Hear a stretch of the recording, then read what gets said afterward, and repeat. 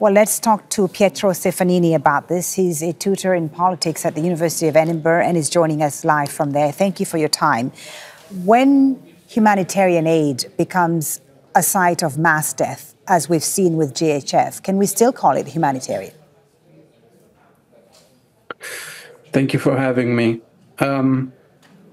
What has been happening is a concerted effort to militarize and weaponize humanitarian aid. And we're seeing certainly something different from what the humanitarian organizations were previously doing. But there is this weaponization of aid distribution as a tool of genocide, which is done specifically to advance strategic war aims. Right. So, for instance... What precisely? Yeah, what precisely? I mean, what is the real motive when you talk about strategic gains in bringing the GHF? Why would Israel and the U.S. bypass internationally recognized organizations like UNRWA, the WFP, and create this parallel entity? What are they avoiding, or what are they trying to achieve? Well, the existing humanitarian organizations have refused to collaborate because what Israel and the US are trying to achieve is to use aid to coerce the displacement of Palestinians from one area of Gaza's territory to another. And food aid is intentionally limited to perpetuate scarcity and inflict starvation, since what the GHF provides does not meet the need of an intense food supply crisis. I mean, Israel is still blocking deliveries of baby formula urgently needed, as mothers are either dead or too malnourished to feed their babies. And so what Israel is trying to, or hoping to achieve with getting the US to support it, is to outsource some of the features of its genocidal campaign to these private security contractors who do logistics, but also are staffed by former CIA officers with close links to the US military. Right. And what's also significant and concerning here is that this food aid is being dropped without any water. There's no shelter, there's no medicine. Yeah, absolutely. It's not meeting the demands of a population who have been starved since October 2023.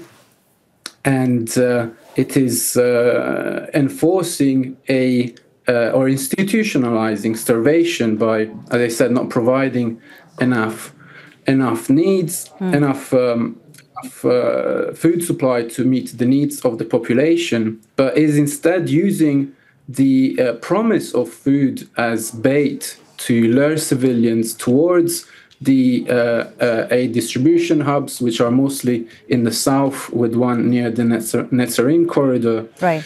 And what we've seen repeatedly, last point, just what we've seen repeatedly is that they've been killed regularly by going there. Right. And the Americans, what about the Americans here? I mean, they also funded other chaotic aid efforts like the failed Pierre last year, the risky airdrops also. Now these GHF boxes, as you said, guarded by snipers. Is the US and Washington also complicit in this ongoing humanitarian collapse in Gaza?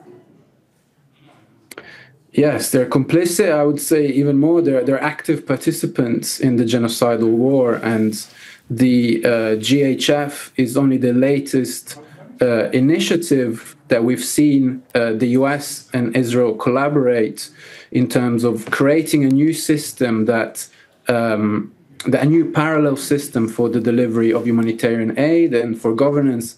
As you were saying, they started doing the airdrops last year, which were also killing Palestinians when the pallets of food were failing to open properly. Then they tried to set up a maritime corridor, the temporary pier.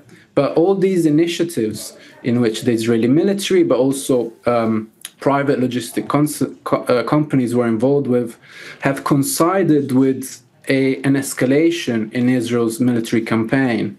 So we're seeing a pattern whereby aid is increasingly militarized and weaponized to serve Israel's settler colonial ambitions and to destroy the Palestinian population in Gaza and make them lose hope of surviving. Thank you so much for talking to us, Pietro Stefanini from the University of Edinburgh, joining us live on the News Hour. Thank you for your time. Make sure to subscribe to our channel to get the latest news from Al Jazeera.